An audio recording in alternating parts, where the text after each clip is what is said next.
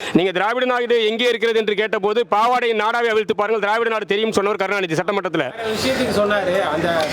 Sir நீங்க சட்டமன்ற உரை கோப்பு நாடாவை பிரிப்பதற்கும் பாவாடை நாடாவை பிரிப்பதற்கும் வித்தியாசம் கிடையாது. நீங்க அநாகரிகமான அரசியல் அம்மையார் ஜெயலலிதாவை பெண்மணி என்று கூட பாராமல் சட்டமன்றத்தில் சேலையை உருவி அவங்களுடைய தலையை பிடிச்சி இழுத்து அவமரியாதை செய்தாங்களா இல்லையா? சட்டமன்ற நடவடிக்கைகள் இருக்கா இல்லையா? நீங்க திரிஷா குறித்து பேசினா அவங்க நிவேதா பெத்ராஜ் குறித்து பேசத்தான் செய்வாங்க, அவங்க நயன்தாரா குறித்து பேசத்தான் செய்வாங்க. அப்ப நீங்க தான் நாவடக்கத்தோடு அரசியல் நாகரிகத்தோடு ஒரு ஆட்சியின் மீதான குறைகளை மட்டும்தான் சுட்டிக்காட்டி பேசணுமே தவிர வார்த்தை என்ன அர்த்தம்? மீண்டும் மீண்டும் அதையே சொல்றாங்க. நான் பேசின தவறுதலாக திரிக்கப்பட்டிருக்கு, தவறுதலாக திரிக்கப்பட்டு. நான் என்ன கேட்கறேன்னா, ஒரு மேடையில் பேசுறீங்க, எங்க தண்ணி வருதோ இல்லையா அங்க தண்ணி வரும். இதுக்கு என்ன அர்த்தம்? இந்த வார்த்தை நேரடியான அர்த்தம் என்னவா இருக்கு? இதுக்கு நீங்க மறைமுகமாக சொல்ல நேராகவே இது அதுதான். நீங்க அவருடைய தனிப்பட்ட வாழ்க்கையை குறிப்பிட்டு பேசுறீங்க அல்லது தனிப்பட்டு திட்டமிட்டு அவர் வந்து ஒரு இமேஜ் இருக்கு, அதை இப்ப கெடுக்கணும். யாருக்கு இமேஜ் இருக்கு? உதயநிதிக்கு என்ன சார் இமேஜ் இருக்கு? உதயநிதி ஏற்கனவே வந்து நிவேதா பெத்ராஜிக்காக தமிழ்நாட்டில் கார் ரேஸ் நடத்தினார் விமர்சனம் வந்து. துபாயில் நிவேதா பெத்ராஜிக்கு பல கோடி ரூபாய்க்கு வீடு வாங்கி கொடுத்தாரு விமர்சனம் இருக்கு. நயன்தாராக பால்டாயில் குடிச்சாரு விமர்சனம். இவருக்கு மேல என்ன இமேஜ் இருக்குன்னு நினைக்கிறீங்க? இல்லாத இமேஜ் நீங்க தான் உருவாக்குறீங்க. கருணாநிதி 3 மனைவி வச்சிருந்தாங்க எல்லாரும் பேசிட்டு முடியுமா? அது அவருடைய தனிப்பட்ட விருப்பம், அது அவங்க கணவன் மனைவியோட பிரச்சனை, அவங்க குடும்ப பிரச்சனை. சார் அபிஷியலா வச்சிருந்தாலும் வச்சிருந்தாலும் அது விமர்சனம் பண்ணலாம், பண்ணிக்கலாம் சார். நீங்க வந்து சட்டப்படி வந்து முதல் மனைவி இருக்கும்போது 2ஆம் மனைவி கல்யாணம் பண்ணலாம் சட்டத்தில் இடம் கிடையாது, இன்னைக்கு வரைக்கும் கிடையாது. சரிங்களா? அது அபிஷியல் தான் கிடையாது. அவர்களுக்குள்ள இருக்கக்கூடிய பரஸ்பர ஒப்பந்தம், அவங்க கணவன் மனைவிக்குள்ள இருக்கக்கூடிய ஒரு ஒப்பந்தம், அது அவ்வளவுதான். இது மாதிரி அவங்களுக்குள்ள விஜய்க்கும் சங்கீதாவுக்கும் இடையில தனிப்பட்ட அவங்களுக்குள்ள பேசிக்கிறாங்க, பேசாம இருக்க போறது இல்ல. இன்னைக்கு ஜேசன் சஞ்சய் வந்து அவருடைய ஒவ்வொரு பேட்டியிலும் விஜய் குறித்து பேசுறாரு. நீங்க ஒரேடியா விமர்சனம் வைக்கிறீங்க. அவனை எங்க அப்பா என்னைய பார்த்துன்னு சொல்லி நீங்க விமர்சனம் போறீங்க. ஆனா இன்னைக்கு ஜேசன் சஞ்சய் வந்து தெளிவா தான் பேசுறாரு. என்னுடைய அப்பா குறித்து ஒரு நல்ல வகையில் தான் அவர் அபிப்பிராயம் வைக்கிறாரு. அப்ப அது அவங்களுடைய தனிப்பட்ட குடும்ப பிரச்சனை தானே. இதை ஏன் அரசியலாக்குறீங்க? ஏன் அந்த உதயநிதி பேசுனது, உதயநிதி எதுக்காக கைதானார் முதல்ல சொல்லுங்க. நீங்க என்ன ஒரு தியாகியா? ஒரு பொது மேடையில போய் ஒரு அவதூறா பேசிட்டு வழக்கு வாங்குறவரை போட்டு நீங்க ஒரு தியாகி மாதிரி தமிழ்நாடு முழுக்க ஆர்ப்பாட்டம் பண்றது, போராட்டம் பண்றது, இதுதான் உங்க அரசியலா? அவர் வந்து ஒரு காவிரி பிரச்சனைக்காக போய் மத்திய அரசுக்கு எதிராக போராட்டம் பண்ணி கைதானார் சொல்லுங்க, நாங்களும் வரவேற்கிறோம் சார். என்ன 2 மணி நேரமா சார் அந்த நீங்க காவல்துறையோட நடந்த வாக்குவாதம் பார்த்துட்டு தான் இருந்திருப்பீங்க. 2 மணி நேரமா காலை கடன் போகாம அவளை தடுத்து வச்சிருக்காங்க. யார் சார் இதெல்லாம் சும்மா நீங்க மீடியாவில் உருவாக்குற விஷயம் சார். அவர்கிட்ட சட்டப்படி 2 மணி நேரமா காவல்துறை 2 மணி நேரத்துக்கு மேல ஒரு வீட்டில் போராட்டம் நடத்திட்டு போராடுது. பல்வேறு அரசியல் அங்கிருந்து மாசு உட்பட பலரும் வந்து முதல்ல அவர் மேலே போடப்பட்டிருக்கிறது வந்து நான் பெயிலபிள் செக்ஷன். நியாயமாக பார்த்தா அந்த செக்ஷன் போட்டு எப்படி வந்து ஒரு சாதாரண மனிதர்கள் மேலே இந்த மாதிரியான நான் பெயிலபிள் செக்ஷன் போட்டால் உடனடியாக அந்த மாதிரி விடுதலை செய்வதற்கான வாய்ப்பு இருக்கான்றது கேள்விக்குறியாக இருக்குது. ஆனால் உதயநிதி ஸ்டாலின் எப்படி வந்து உடனடியாக ஸ்டேஷன் பெயிலில் விடுவிக்க போகிறார்? ஏன்னா அது ஸ்டேஷன் பெயிலில் விடுறதுக்கான செக்ஷனே கிடையாது. அப்போ இதுவே வந்து சட்டமே வந்து இருக்கிறவங்களுக்கு ஒன்றா இல்லாதவங்களுக்கு ஒன்றா தான் வளைஞ்சு கொடுக்குதா அப்படிங்கிற கேள்வி தான் இருக்குது. அதே அரசியல் அழுத்தங்களை பொறுத்து அரெஸ்ட் பண்ணுறதும் பண்ணாத இருந்தால் அந்த அரசோடைய முடிவு தான். தாவேகா தெளிவாக இருக்குது. இந்த போன்ற சமூக பதட்டத்தை உருவாக்கக்கூடிய பேச்சுக்களை யார் பேசினாலும் இனிமேல் நாங்கள் பார்த்துட்டு சும்மா இருக்க மாட்டோன்றதை இந்த அரசு வந்து உறுதியாக இருக்காங்க. அதை தான் நம்ம பார்க்க வேண்டியிருக்கு. இல்லை அவர் பேசுனதுக்கு எதிர்வினை ஆற்றுன்னு தாவேக்காரங்க இறங்கினா சமூக பதட்டம் தான். நீங்கள் ஒரு பொறுப்பான ஒரு பதவியில் இருக்கீங்க, ஒரு எதிர்க்கட்சி தலைவர், தமிழ்நாட்டோடைய அரசியல் சூழலை தீர்மானிக்கக்கூடிய ஒரு பொறுப்பில் இருக்கீங்க. நீங்கள் வந்து ஒரு பொது மேடையில் போயிட்டு ஒருமையில் பேசுறது, அவமரியாதையாக பேசுறது, இன்னும் அதை விட அநாகரிகமான வார்த்தைகளை பயன்படுத்துறது, குறிப்பாக பெண்களுடைய இந்த பெண்ணிய விடுதலை பேசக்கூடிய திமுக வந்து பெண்களை மட்டுமே கொச்சைப்படுத்தி பேசக்கூடிய வகையில் பேசுறதுலாம் ஏற்கக்கூடியது கிடையாது. அதுவும் தவறான வார்த்தையில். இதுக்கு எதிராக தாவேகா தொண்டர்கள் வந்து ஒருவேளை கொதிப்படைந்து இப்போ இதுக்கு எந்த நடவடிக்கையும் எடுக்கல. அப்போ தாவேகாரங்க வந்து ஏதோ ஒரு கொதிப்படைந்து ஒரு பதட்டத்தை உண்டாக்குனா அது சமூக பதட்டம் தானே. இதுக்கான புள்ளியை வந்து உதயநிதியோட பேச்சு தானே போடுது. அதான் மார்க்கண்டேயன் கைது செய்யப்பட்டாருங்க. ஒரு சிறந்த உதாரணம் உதயநிதிக்கு. இப்போ அவர் கட்சி எம்எல்ஏ கைது செய்யப்பட்டிருக்காரு. அனிதா ராதாகிருஷ்ணன் மேலே வழக்கு போடப்பட்டாங்க. இதெல்லாம் வந்து உதயநிதி பார்த்துட்டு தானே இருக்காரு. அப்போ இதெல்லாம் பார்க்குறவர் அப்போ அவருடைய பேச்சுக்களை இன்னும் வந்து ஒரு செழுமைப்படுத்தி அல்லது குறைந்தபட்சம் ஒரு மாண்போட பேசணுன்றதெல்லாம் யாரையும் எடுத்து சொல்ல மாட்டீங்களா? ஏதாவது பேசினாலே இந்த மாதிரி ஒரு கேஸை போட்டு உள்ள தள்ளி ஒரு பயமுறுத்துறதுக்கு மாதிரியான வேலைகள் தான் ஈடுபடுறாங்க. அதுக்கான வாய்ப்பை ஏன் கொடுக்குறீங்க? ஆளுங்கட்சி எதிர்க்கட்சி மீது நடவடிக்கை எடுக்கிற அளவுக்கு உங்கள் அரசியல் பலவீனமாக இருக்கா அப்படிங்கிற கேள்வி தான் நம்ம எழுப்ப வேண்டியிருக்கு. நீங்கள் ஏன் எதிர்க்கட்சி வந்து ஆளுங்கட்சிக்கு எதுக்கு இப்படி ஒரு அரசியல் சூழலை உருவாக்கி கொடுக்குறீங்க? வாய்ப்பை ஏன் கொடுக்குறீங்க? ஒரு கண்டன கூட்டத்தை நடத்துறீங்க. குறிப்பாக காவிரி பிரச்சனை குறித்து போறீங்கன்னா காவிரி பிரச்சனை குறித்து பேச ஏராளமான விஷயங்கள் இருக்கு. காவிரியில் என்னென்ன சிக்கல்கள் இருக்கு, ஏன் மத்திய அரசு காவிரி நீரை வந்து தமிழ்நாட்டுக்கு கொடுக்கல, குறிப்பாக மாநில அரசு என்னென்ன இடத்துல அதில் வந்து பின்தங்கி இருக்குன்றதை சுட்டி காட்டலாம். அதை வந்து நீங்கள் ஆதாரப்பூர்வமாக பேசலாமே தவிர அங்கே போயிட்டு வந்து நீங்கள் உங்கள் கட்சி உள்கூட்டங்களில் பேசுகிற மாதிரி ஒரு பொதுக்கூட்டத்தில் பேச முடியாது. அது வந்து அநாகரிகமான செயல் தானே.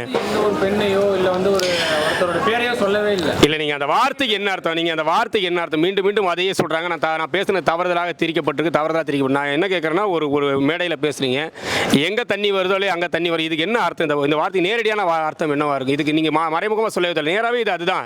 நீங்க அவருடைய தனிப்பட்ட வாழ்க்கையை குறிப்பிட்டு பேசுறீங்க, அல்லது தனிப்பட்டு திட்டமிட்டு அவர் வந்து ஒரு இமேஜ் இருக்கு, அதை இப்ப கெடுக்கணும். யாருக்கு இமேஜ் இருக்கு? உதயநிதிக்குன்னு ஒரு இமேஜ். உதயநிதிக்கு என்ன சார் இமேஜ் இருக்கு? உதயநிதி ஏற்கனவே வந்து நிவேதா பெத்ராஜிக்காக தமிழ்நாட்டில் கார் ரேஸ் நடத்தினார்னு விமர்சனம் வந்து, துபாயில் நிவேதா பெத்ராஜிக்கு பல கோடி ரூபாய்க்கு வீடு வாங்கி கொடுத்தாருன்னு விமர்சனம் இருக்கு. நயன்தாராக பால்டாயில் குடிச்சாரு விமர்சனம். இவருக்கு மேல என்ன இமேஜ் இருக்குன்னு நினைக்கிறீங்க? இல்லாத இமேஜை நீங்க தான் உருவாக்குறீங்க. அவர் மீது போடப்பட்டிருக்கிறது ஒரு அவதூறு வழக்கு. நீங்க சொன்னது கூட எதுவும் ஆதாரமான எதுவுமே கிடையாது. எல்லாமே இப்ப நீங்க சொல்லிட்டு இருக்கு எந்த ஆதாரம்? இப்ப நீங்க விஜய் திரிஷா விஷயத்துல உங்ககிட்ட என்ன ஆதாரம் இருக்கு? அவங்க நண்பர்களா கூட இருக்கலாம், நட்பு ரீதியாக கூட இருக்கலாம். நீங்களும் அதை தானே எடுத்து அரசியல் எடுத்து பண்ணிட்டு இருக்கீங்க. நீங்க எடுத்துருக்க அரசியலுக்கு என்ன ஆதாரம் இருக்கு? நீங்க வந்து ஒரு ஒரு அவதூறு வழக்கு, ஒரு நயன்தாரான்னு சொன்னீங்களா? அது எல்லாருமே சொல்லுவாங்க. ஒரு தலைவர் இருந்தா யார் மேல அந்த அரசியலை யார் முதல்ல கையில் எடுத்திருந்தா கேள்வி. விஜய் குறித்த இந்த ஒரு கொச்சையான அரசியலை வந்து தாவேகா முதல்ல பேச ஆரம்பிச்சதா உதயநிதி பத்தி, அல்லது உதயநிதி வந்து தாவேகா பத்தி பேச ஆரம்பிச்சாருன்றதா கேள்வி. யார் இந்த அரசியலை தொடங்கி வச்சிருக்காங்கன்றதான் பார்க்கணும். நீங்க இதை தொடங்கி வச்சு திமுக தான். திரிஷாவுக்கும் விஜய்க்கு என்னவா இருந்தா உங்களுக்கு என்ன பிரச்சனை? அதான் உங்களோட தனிப்பட்ட பிரச்சனை. அவங்களோட இன்னும் ஒரு பக்கம் நீங்க வந்து திரிஷான்ற பேரை அவர் பயன்படுத்தவே இல்லை. நீங்க இது கிடையாதுங்க. உதயநிதி ஸ்டாலின் முதல் சட்டமன்றம் நடக்கும்போதே வந்து கணவனை தேடும் மனைவி கதைகள் எங்களுக்கு தெரியும் சொல்றாரு. அதாவது அவங்களுடைய கணவன் மனைவி பிரச்சனையை பத்தி பேச வேண்டிய அவசியம் உதயநிதிக்கு என்ன இருக்கு? அவங்க டைவர்ஸ் வாங்குறது சமூகத்தில் ஒரு சாதாரணமான விஷயம். இன்னைக்கு நீதிமன்றங்களில் டைவர்ஸ் கேஸ் என்பது ஒரு சாதாரண சட்ட பிரச்சனை, சட்டப்பூர்வமான விஷயம் தான். அதை நீங்க விவாதிக்க வேண்டிய தேவையே கிடையாது. அதுவும் ஒரு எதிர்க்கட்சி தலைவர் வந்து ஒரு முதல்வருடைய தனிப்பட்ட வாழ்க்கையை பத்தி பேச என்ன இருக்கு? இதை யார் தொடங்கி வைக்கிறார்? இது தேவையற்ற ஒரு வார்த்தை தானே. இந்த விஷயங்களை தொடர்ச்சியாக திமுக கையாளுவதற்கு நீங்க முதல்ல கண்டனம் தெரிவிக்கணும். அதை விட்டுட்டு ஏன் இந்த விஷயத்தில் வந்து அவரை கைது பண்ணாங்க? எதுக்காக வந்து இது வந்து தவறான ஒரு விஷயம்? நீங்க இல்லாத ஒரு இமேஜ் நீங்க உருவாக்குறீங்க. சட்டப்படி பொறுமையா ஸ்டெப்பா ஒரு நோட்டீஸ் கொடுத்து சார், வழக்கு போட்டா உடனடியாக கைது செய்யலாம்ங்கிற நடைமுறை தான் சார். இது எல்லாருக்குமே ஒரு சாதாரணமான விஷயம். நீங்க உடனே அரசியல்வாதிகளை உடனே கைது செய்யக்கூடாது, அவங்க வந்து பிணை வாங்குற வரைக்கும் அவங்க டைம் கொடுக்குன்றது உங்களுடைய அரசியலுக்காக பேசப்படுதானா? ஒரு வழக்கு பதிவுப்படுதுன்னா அந்த வழக்கின் மீது உடனடியாக அடுத்த 24 மணி நேரத்தில் அந்த வழக்கின் மீது நடவடிக்கை என்ன எடுத்தீங்க காட்டணும். அப்போ நீங்க பிணையில் வெளிவர முடியாத அளவுக்கான வழக்கு செக்ஷனை போட்டுட்டு ஏன் கைது செய்யுங்க கேட்கறதே வந்து முட்டாள்தனமான விஷயம். இதுக்கு முன்னாடி அம்மையார் ஜெயலலிதா தொடங்கி பல அரசியல் தலைவர் கைது செய்யப்பட்டிருக்காங்க. கைது செய்யலாம், பாத்ரூம் கூட போக முடியாத அளவுக்கு வீட்டு வாசல் சார். என்ன 2 மணி நேரமா சார் அந்த நீங்க காவல்துறையோட நடந்த வாக்குவாதம் பார்த்துட்டு தான் இருந்திருப்பீங்க. 2 மணி நேரமா காலை கடன் போகாம அவளை தடுத்து வச்சிருக்காங்க. யார் சார் இதெல்லாம் சும்மா நீங்க மீடியாவில் உருவாக்குற விஷயம் சார். அவர்கிட்ட சட்டப்படி 2 மணி நேரமா காவல்துறை 2 மணி நேரத்துக்கு மேல ஒரு வீட்டில் போராட்டம் நடத்திட்டு போராடுது. பல்வேறு அரசியல் அங்கிருந்து மாசு உட்பட பலரும் வந்து வாக்குவாதம் தான் பண்ணிட்டு இருக்கீங்க. ஏன் வந்தாங்க என்னன்றது அவங்களை கைது செய்ய விடாம அவங்க கடமை செய்ய தடுத்துருக்கீங்க. அப்ப நியாயமாக அதே வழக்கு போடலாம். அரசு ஊழியரை பணி செய்ய விடாம தடை செய்தாங்கன்னு சொல்லிட்டு ஒரு வழக்கு போட முடியும். இது எல்லாமே உங்களுக்கு கிடைக்கிற சலுகைகள், அவ்வளவுதான். நீங்க சலுகையின் அடிப்படையில் தான் நீங்க வந்து வாழ்ந்துட்டு இருக்கீங்க. ஒரு எதிர்க்கட்சி தலைவர்ன்றதாலே வந்து வழக்கு போடக்கூடாது, கைது செய்யக்கூடாது, எந்த நடைமுறையும் கிடையாது. சொல்றீங்க இதான் நடைமுறை. அப்புறம் இதுக்கு முன்னாடி எவ்வளவு தலைவர்கள் பேசியிருக்காங்களே அவங்களெல்லாம் வந்து அதான் சொன்னேன் இல்லைங்களா, அரசியல் காரணிகளுக்காக வழக்கு போட்டு கைது செய்யாமல் விடலாம், கைது செய்யலாம். அது எங்களுடைய அந்த ஆட்சியாளர்களுடைய உரிமை. அந்த ஆட்சியாளர் என்ன முடிவு செய்யணும் நீங்க பாடம் எடுக்கக்கூடாது. நீங்க உங்களுடைய ஆட்சியில நீங்க வந்து உங்க தேவைக்காக நீங்க வழக்கு போடுவீங்க, அதை தாமதப்படுத்துவீங்க, பேரம் பேசுவீங்க, அது வேற. நீங்க திமுக கிட்ட பேரம் பேச வேண்டிய தேவை தாவேக்காக இல்ல அப்படின்னு நினைக்கிறாங்க. தாவேக்கா நேரடியாக அட்டாக் பண்ண தயாரா இருக்கிறாங்க. அதற்கான இடத்தை நீங்க கொடுக்குறீங்க. ஏன் அது போன்ற அவதூறான வார்த்தைகளை பேசுறது? ஏன் ஒரு நாகரிகமான அரசியல் பேச திமுக தெரியாதா? வந்து என்ன சார் பண்றீங்க? உதயநிதி வந்து வந்தாலே வெளிநடப்பு தான் செய்ய போறாரு. அவர் உள்ள வந்தா என்ன வரலாம் என்ன? போன சட்டமன்றத்தில் என்ன பண்ணாரு? எழுதிட்டு வந்துட்டு மேடையில் உள்ள சட்டமன்றத்தில் பேசிட்டு ஓடி போயிட்டாரு. அவர் வந்து என்ன பெருசா சாதிச்சிட போறாரு? முதல்ல உதயநிதிக்கு என்ன பேச தெரியும்? சட்டமன்றம் குறித்து என்ன தெரியும்? அவர் என்ன அரசியல் வந்து 12 காலமா இருந்து வந்து அரசியல் எல்லாத்தையும் தெரிஞ்சுட்டு வந்தவர். அவரே சினிமாவில இருந்து வந்த ஒரு நபர் தான். நீங்க சொல்லக்கூடிய விமர்சனத்திலே சொல்றேன், அவரே ஒரு சினிமா பின்னணியில இருந்து வந்த ஒரு நபர் தான். அவர் வந்து என்ன, அவர் வந்துட்டு அப்படி சட்டமன்றம் முடங்கிட போதா? நீங்க சட்டமன்றத்தில் ஆக்கப்பூர்வமாக பேசக்கூடிய பல எம்எல்ஏக்கள் இன்னைக்கு சௌமியா அன்புமணி சொல்லலாம், இன்னைக்கு வந்து பிரேமலதா சொல்லலாம், பல பேர் வந்து சட்டமன்றத்தில் வந்து பல்வேறு விமர்சனங்கள் வைக்கிறாங்க. அவங்களுக்கு இல்லாத அழுத்தங்களா உதயநிதி வந்தா சட்டமன்றம் அப்படியே முடங்கிட போதா? அதெல்லாம் ஒன்றும் கிடையாது. உதயநிதி பேசுவதற்கான எதிர்வினை ஆட்சி ஏற்படுத்தியிருக்காங்க. அதை நீங்க வந்து உங்களுடைய தவறான இமேஜை மறைக்கிறதுக்காக நீங்க வந்து இப்படிலாம் அப்படியே உதயநிதி வந்தா சட்டமன்றம் அப்படி தலைகீழ புரண்ட போதா? அதெல்லாம் ஒண்ணுமே கிடையாது. உதயநிதியை பார்த்து பயப்பட வேண்டிய தேவை தாவேக்காக கிடையாது. இன்னைக்கு அதுதான் உண்மை. நீங்க வந்து அந்த ஆட்சியாளர்களுக்கு திமுக பார்த்து பயப்படணுன்ற அவசியம் இருந்தால் இந்த மாதிரி வழக்குகள் அவங்க ஈடுபட மாட்டாங்க. அவங்க வந்து அச்சம் இல்லாம தான் இருக்காங்க. நாங்க எங்கள் ஆட்சி குறித்து தேவையற்ற விஷயங்கள் பேசினா உடனடியாக நடவடிக்கை எடுப்போம்னு சொல்றாங்க. இதுல என்ன பிரச்சனை இருக்கு? இது வந்து ஆட்சியாளர் செய்யக்கூடிய நடைமுறை விஷயம் தானே. ஏன் உங்க ஆட்சியில் ஜெயலலிதா அம்மையாரை கைது செய்யல நீங்க? வச்சிருந்தா மக்களுக்கு எவ்வளவு பிரச்சனை நடந்திருக்கும், எவ்வளவு போராட்டங்கள் சார். நான் என்ன கேட்கிறேன், ஏன் அந்த உதயநிதி பேசுனது, உதயநிதி எதுக்காக கைதானார் முதல்ல சொல்லுங்க. நீங்க என்ன ஒரு தியாகியா? ஒரு பொது மேடையில் போய் ஒரு அவதூறா பேசிட்டு வழக்கு வாங்குறவரை போட்டு நீங்க ஒரு தியாகி மாதிரி தமிழ்நாடு முழுக்க ஆர்ப்பாட்டம் பண்றது, போராட்டம் பண்றது, இதுதான் உங்க அரசியலா? அவர் வந்து ஒரு காவிரி பிரச்சனையாக போய் மத்திய அரசுக்கு எதிராக போராட்டம் பண்ணி கைதானார் சொல்லுங்க. நாங்களும் வரவேற்கிறோம், நாங்களும் அவருக்கு ஆதரவு தரோம். இல்லை ஒரு தமிழ்நாட்டு பிரச்சனை சார்ந்து ஒரு நீட் பிரச்சனைக்கு இன்றைக்கி தமிழ்நாடு முழுக்க பல்வேறு மாணவர் போராட்டம் இன்றைக்கி 6 நாளுக்கு மேலே அதே சென்னை தலைநகர் சென்னையில் 6 நாளுக்கு மேலே உண்ணாவிரதம் இருந்து ஒருத்தர் உடல்நிலை பாதிக்கப்பட்டிருக்கார் நீட் பிரச்சனைக்காக. அதுக்காக போராடி கைதானார் சொல்லுங்கள், வரவேற்கிறோம். நீங்கள் போய் மேடையில் போயிட்டு தனிப்பட்ட வாழ்க்கையை பேசி அவதூறு வழக்கு வாங்கினதுக்கெல்லாம் வந்து போராட்டம் பண்ணுவோம், நாங்கள் வந்து கலவரம் உண்டாக்குவோம்னா இதுதான் முதல்ல கண்டிக்கத்தக்க ஒரு விஷயம். அந்த வழக்கை அவர் சட்டப்படி எதிர்கொள்ளட்டும். அவருக்கு வந்து சட்டக்குழு கிடையாது. அவர் வந்து ஒரு இத்தனை ஆண்டு கால ஒரு பாரம்பரியமிக்க திமுக கட்சியை சேர்ந்த ஒருத்தருக்கு வந்து ஒரு வழக்கை எதிர்கொள்ள கூட திராணி கிடையாதா? பெங்களூர் போன்றது இப்போ திமுக வந்து கடந்த காலங்களில் ஆட்சியில் இருந்துச்சு. இப்போ திமுக வந்து பெங்களூர் ஓடி தான் தண்ணி கேட்டுச்சா? இது வந்து சட்ட பிரச்சனை சார். இது வந்து உச்ச நீதிமன்றம், காவிரி மேலாண்மை ஆணையம், பல்வேறு வழிகாட்டல் முறைகள் இருக்குது. காவிரியில் வந்து எப்படி தண்ணி வழங்கப்படணும், கடைமடை மாநிலங்களுக்கு எப்படி பகிர்ந்தளிக்கப்படணும், உச்சநீதிமன்றமும் காவிரி மேலாண்மை ஆணையமும் ஒரு வழிகாட்டு முறை வச்சிருக்கு. அதை சரியாக பின்பற்றல கர்நாடக அரசு அப்படிங்கிறதான் இப்போ பிரச்சனையாக இருக்குது. அதுக்கு எதிரான சட்ட போராட்டங்களை தமிழ்நாடு அரசு முன்னெடுத்திருக்கு. இதுக்கு முன்னாடி இருந்த அரசுகளும் இப்படி சட்டப்பூர்வமாக தான் இதை வென்றிருக்காங்க. இப்போ வந்து விஜயபிரபாரன் பேசுறது அரசியல் முதிர்ச்சியற்ற புரிதலற்ற ஒரு வார்த்தை தான். அவருக்கு இன்னும் குழந்தைத்தனமா இருக்கார் அரசியல் அப்படின்னு தான் பார்க்குறோம். நம்ம உதயநிதி இப்படி பேசுறாங்க, உதயநிதி மேல ஒரு குற்றச்சாட்டு வைக்கிறாங்க.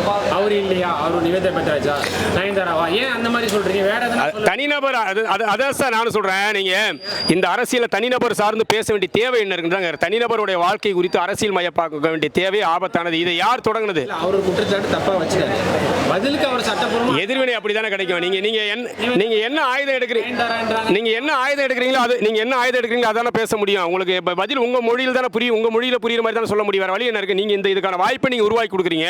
நீங்க திரிஷா குறித்து பேசினா அவங்க நிவேதா பெத்ராஜ் குறித்து பேசத்தான் செய்வாங்க, அவங்க நயன்தாரா குறித்து பேசத்தான் செய்வாங்க. அப்ப நீங்க தான் நாவடக்கத்தோடு அரசியல் நாகரிகத்தோடு ஒரு ஆட்சியின் மீதான குறைகளை மட்டும்தான் சுட்டிக்காட்டி பேசணுமே தவிர அதை விட்டு தனிப்பட்டு விஜய் யார் கூட இருந்தா உங்களுக்கு என்ன, இல்ல யாருடைய தனிப்பட்ட வாழ்க்கை குறித்து பேச வேண்டிய தேவை கிடையாது. விஜயோடைய கணவன் மனைவி பிரச்சனை, அவங்க மனைவியும் கணவன் உட்காந்து பேசிக்க போறாங்க. அது நீதிமன்றங்கள் உத்தரவிடட்டும். அதில் நீங்க யாருமே தலையிட முடியாது. நீங்க வந்து டைவர்ஸ் வாங்காது. இப்போ கருணாநிதி 3 மனைவி வச்சிருந்தாங்க, எல்லாரும் பேசிட்டு இருக்க முடியுமா? அது அவருடைய தனிப்பட்ட விருப்பம். அது அவங்க கணவன் மனைவியோட பிரச்சனை, அவங்க குடும்ப பிரச்சனை சார். அபிஷியலா வச்சிருந்தாலும் வச்சினாலும் அது விமர்சனம் பண்ணலாம், பண்ணிக்கலாம் சார். நீங்க வந்து சட்டப்படி வந்து முதல் மனைவி இருக்கும்போது 2ஆம் மனைவி கல்யாணம் பண்ணலாம் சட்டத்தில் இடம் கிடையாது, இன்னைக்கு வரைக்கும் கிடையாது. சரிங்களா? அது அபிஷியல் தான் கிடையாது. அவர்களுக்குள்ள இருக்கக்கூடிய பரஸ்பர ஒப்பந்தம், அவங்க கணவன் மனைவிக்குள்ள இருக்கக்கூடிய ஒரு ஒப்பந்தம், அது அவ்வளவுதான். இது மாதிரி அவங்களுக்குள்ள விஜய்க்கும் சங்கீதா இடையில தனிப்பட்ட அவங்களுக்குள்ள பேசிக்கிறாங்க, பேசாம இருக்க போறதில்ல. இன்னைக்கு ஜேசன் சஞ்சய் வந்து அவருடைய ஒவ்வொரு பேட்டியிலும் விஜய் குறித்து பேசுறாரு. நீங்க ஒரேடியா விமர்சனம் வைக்கிறீங்க. அவனை எங்க அப்பா என்னைய பார்த்துன்னு சொல்லி நீங்க விமர்சனம் போறீங்க. ஆனா இன்னைக்கு ஜேசன் சஞ்சய் வந்து தெளிவாக தான் பேசுறாரு. என்னுடைய அப்பா குறித்து ஒரு நல்ல வகையில் தான் அவர் அபிப்பிராயம் வைக்கிறாரு. அப்ப அது அவங்களுடைய தனிப்பட்ட குடும்ப பிரச்சனை தானே. இதை ஏன் அரசியல் ஆக்குறீங்க? இதை அரசியல் ஆக்குவதோட விளைவு உங்களுக்கு எதிர்வினை அப்படி தான் கிடைக்குது. நீங்க காலங்காலமா திமுக தான் வந்து அநாகரிக அரசியலை கொண்டு வந்திருக்கு. நான் ஏற்கனவே சொன்ன மாதிரி காமராஜரை வந்து எருமை மாடுக்கு ஒப்பாக சொல்லி அரசியல் பண்ணது திமுக தான். கக்கனை வந்து பிடித்து வைத்த அழுக்கு பிள்ளையார் என்ற எளிமையின் சிகரம் நேர்மையின் சிகரம் என்று பேசப்பட்ட கக்கனை வந்து பிடித்து வைத்த அழுக்கு பிள்ளையார் என்று சொன்னது திமுக தான். எல்லா காலத்திலும் திமுக வந்து நாகரிகமற்ற அரசியல் தான் முன் வந்தது. நீங்க திராவிட நாடு எங்கே இருக்கிறது என்று கேட்டபோது பாவாடையின் நாடாவை அவிழ்த்து பாருங்கள், திராவிட நாடு தெரியும் சொன்னவர் கருணாநிதி சட்டமன்றத்தில். சார் நீங்க சட்டமன்ற உரை சார், சட்டமன்ற உரைகள் இருக்கு சார். கோப்பு நாடாவை பிரிப்பதற்கும் பாவாடை நாடாவை பிரிப்பதற்கும் வித்தியாசம் கிடையாது. நீங்க அநாகரிகமான அரசியல் அம்மையார் ஜெயலலிதாவை பெண்மணி என்று கூட பாராமல் சட்டமன்றத்தில் உள்ள சேலையை உருவி அவங்களுடைய தலையை பிடிச்சி இழுத்து அவமரியாதை செய்தாங்களா இல்லையா? சட்டமன்ற நடவடிக்கைகள் இருக்கா இல்லையா? அப்ப அநாகரிக அரசியல் திமுக புதுசு கிடையாது. நீங்க ஒன்னொன்னு சும்மா சப்பக்கட்டு கட்டக்கூடாது. இதுதான் நடைமுறை. இப்ப நீங்க நான் ஒன்று பேசிட்டு நான் பேசுனது தவறா திரிச்சிட்டாங்க சொல்றதுக்கு இதான் அர்த்தம்.